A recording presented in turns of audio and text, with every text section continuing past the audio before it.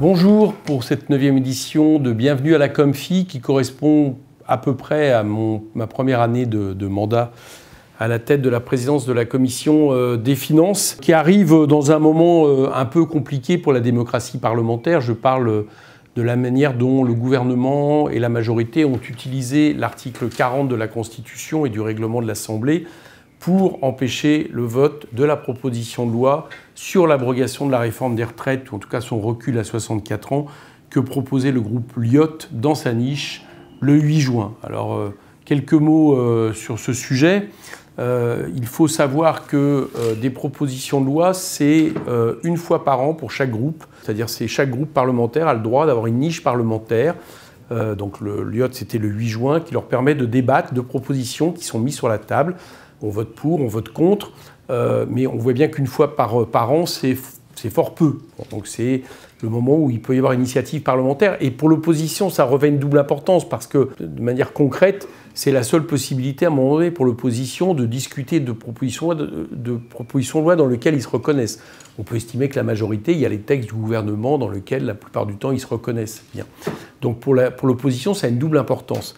Et traditionnellement, cette importance fait qu'on a une version, on a une application, j'allais dire, souple de l'article 40. L'article 40, c'est que vous ne pouvez pas créer une dépense supérieure ou une charge supérieure si il n'est pas contrebalancé par des recettes. Et comme par définition, malheureusement, l'Assemblée ne peut pas proposer des recettes, ça c'est le gouvernement qui peut le faire, c'est vrai que ça corsette très souvent le débat parlementaire. Et donc pour faire en sorte qu'il y ait quand même des débats qui aient lieu, parce que la plupart du temps, les propositions de loi, c'est rare qu'elles n'incluent pas des dépenses supplémentaires, on a estimé qu'à partir du moment où c'était repéré, et à partir du moment où il y avait un gage de charge, et souvent le gage de charge, c'est le fait d'augmenter la taxe sur les tabacs, voilà, qui peut aller en gros jusqu'à, théoriquement, plus 14 milliards par an. Alors bien évidemment, c'est jamais l'objectif. L'objectif, des fois, c'est de gagner puis que le gouvernement lève la gage.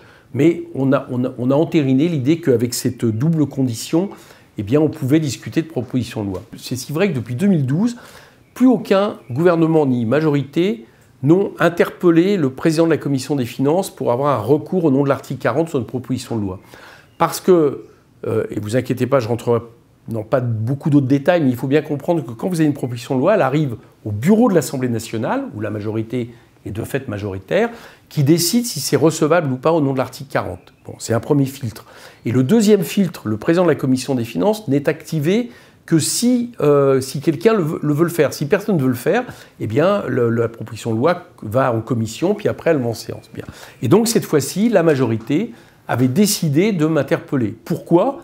Pas, j'allais dire, par principe, pour vérifier qu'on n'était pas en train de faire des dépenses trop importantes dans le budget de l'État, tout simplement pour ne pas voter. Voilà, pour ne pas avoir à voter sur cette proposition de loi. Ils avaient déjà activé le 49.3, ils avaient activé le projet de loi de finances rectificative de la sécurité sociale avec le même objectif. Ça leur permettait, et ils l'ont fait d'ailleurs, de passer le projet de réforme des retraites sans vote. Et là, c'est l'article 40. Bien. Bon, moi, j'ai fait ce que je devais faire. J'ai regardé, en lien avec la pratique courante, la jurisprudence si vous préférez, si il était normal de censurer cette loi. Et vu qu'il y a beaucoup d'exemples récents avec des lois qui coûtaient tout aussi cher et gagées de la même manière, j'ai décidé que non. Il y en a eu une encore il y a quelques semaines, avec une proposition de loi de la majorité, bien vieillir, qui coûtait, paraît-il, 7 à 8 milliards d'euros gagés sur la même charge de tabac. Bon. Et puis je pourrais vous donner plein d'exemples qui montrent que c'est une pratique courante. Donc j'ai décidé de dire qu'elle était recevable, au nom de l'article 40 et au nom de l'initiative parlementaire. Et là, a commencé en gros les ennuis, puisque le gouvernement, la majorité, ont mis la pression sur la présidente de l'Assemblée nationale, qui avait déjà, dans un premier temps, refusé de reconvoquer le bureau de l'Assemblée nationale pour se déjuger sur sa première décision de recevabilité. Et là, finalement, ils ont eu gain de cause. Donc, il y a eu 3 transgressions. Une première, la présidente de l'Assemblée nationale a décidé de rendre irrecevable un amendement qui reconstituait le texte, qui le rétablissait, donc qui le rétablissait dans la version que moi j'avais déclarée recevable. C'est un peu compliqué, mais sachez que ça ne s'est jamais fait sous la Ve République. Une deuxième transgression, c'est qu'elle a décidé de le faire sans me consulter. Bien, dans les règles, factuellement c'est possible, mais non plus ça n'a jamais été fait.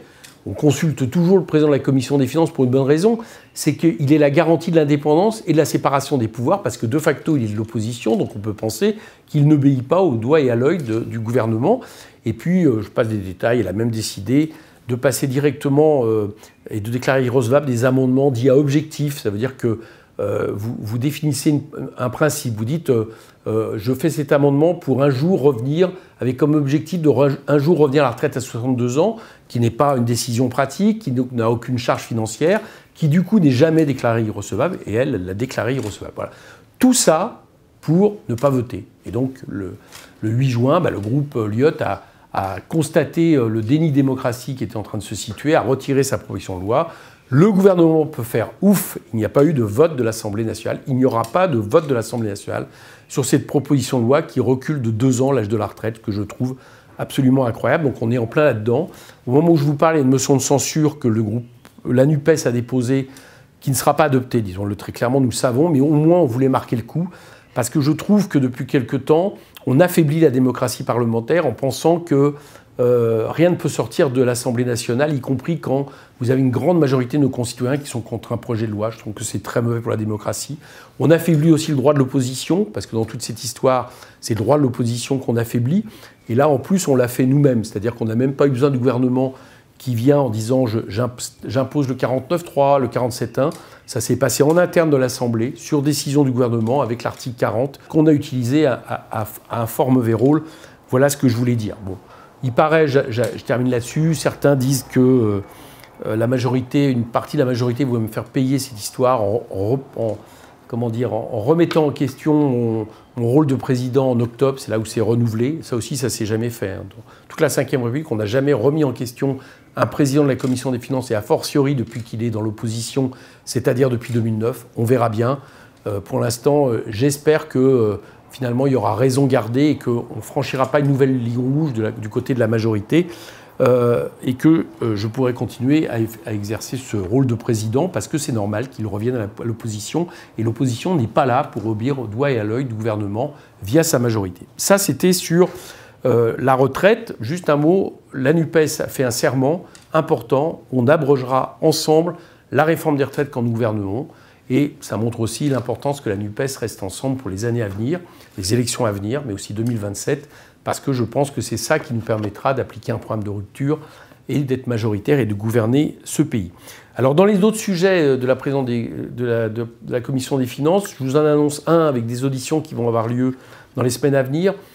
Je vais auditionner Pisani-Ferry, vous savez, cet économiste proche d'Emmanuel Macron, qui, à juste titre, dit que les besoins en termes de transition et de bifurcation écologique nécessitent d'aller taxer les super profits et les super riches. Donc je pense qu'il a totalement raison, parce que si on ne va pas créer des recettes en plus et qu'on ne fait que baisser les dépenses, comme le propose le gouvernement dans les années à venir pour rétablir les déficits à moins de 3%, je ne vois pas où on va aller chercher l'argent pour beaucoup de choses, mais notamment pour la bifurcation écologique. Et vous savez qu'on annonce les années les plus chaudes de l'humanité sous la double influence du dérèglement climatique et de El Niño dans les années à venir.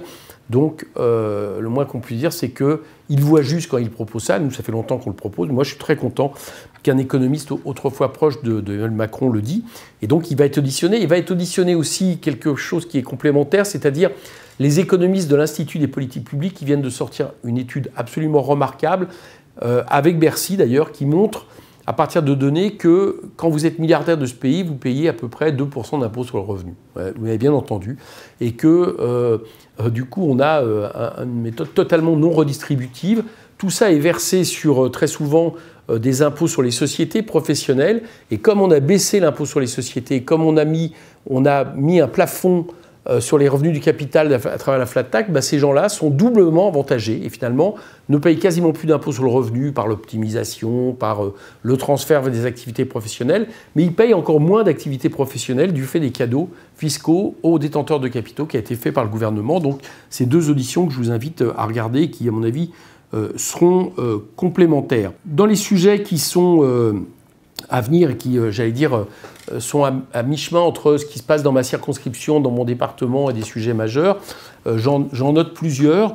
On a fait un rassemblement il y a quelques jours à l'île Saint-Denis qui est jumelé avec le village de Nabi Saleh en Palestine, un village qui a été martyr il y a quelques temps, avec notamment un jeune de 2 ans et demi qui a été tué par l'armée israélienne. Et donc, à l'occasion de ce jumelage, il y a eu un rassemblement d'hommage à ce jeune avec l'ambassadrice de Palestine, Hala Abou Hassim, Donc ça, c'est une chose importante. Et bientôt, on fera un débat avec Salah Hamouri à l'île Saint-Denis, parce que je crois que c'est important, au nom de la paix, de continuer à dire que les Palestiniens ont droit à un État à côté de l'État d'Israël. Voilà, c'est une cause qui me semble toujours juste à défendre.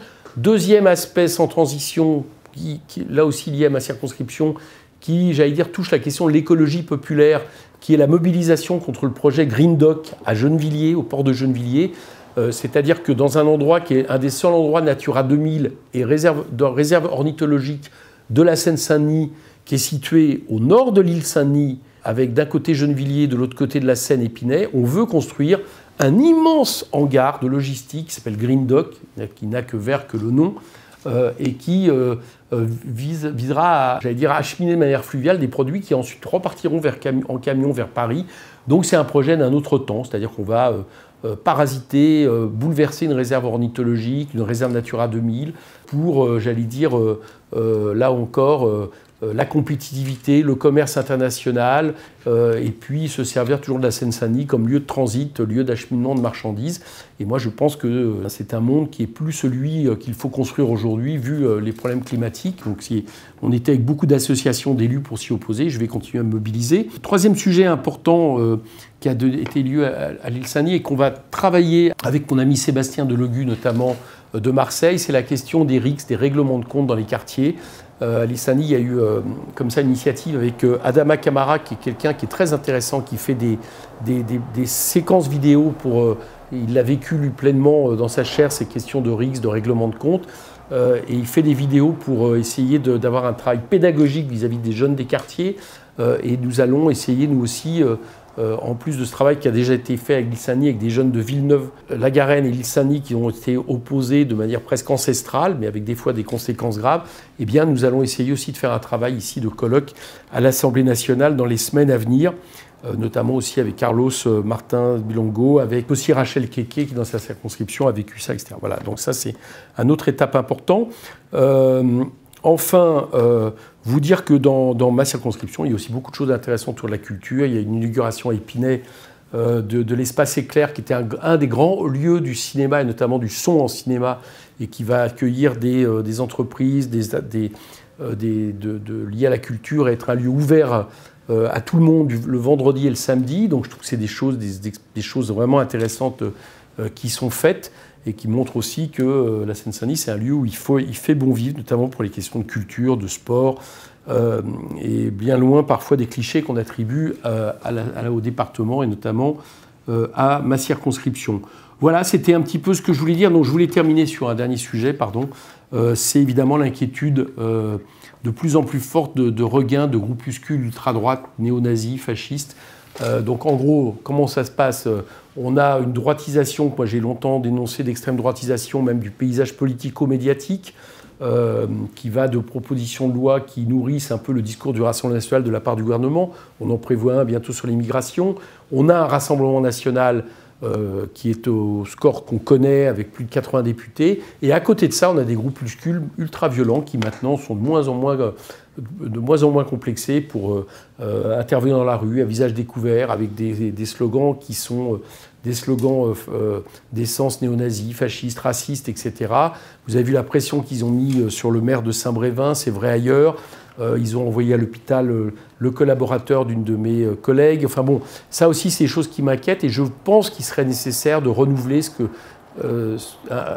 nous avions initié à quelques-uns le 12 juin 2020, c'est une grande marche pour les libertés, contre l'extrême droitisation, et aussi ces groupuscules néo-nazis avec les associations, les partis, les syndicats, les personnalités. Voilà, je crois que je le remets sur la table, j'ai commencé à en parler, je crois vraiment que ça serait nécessaire parce que ça commence à sentir de ce point de vue-là très mauvais. Merci à vous, à bientôt.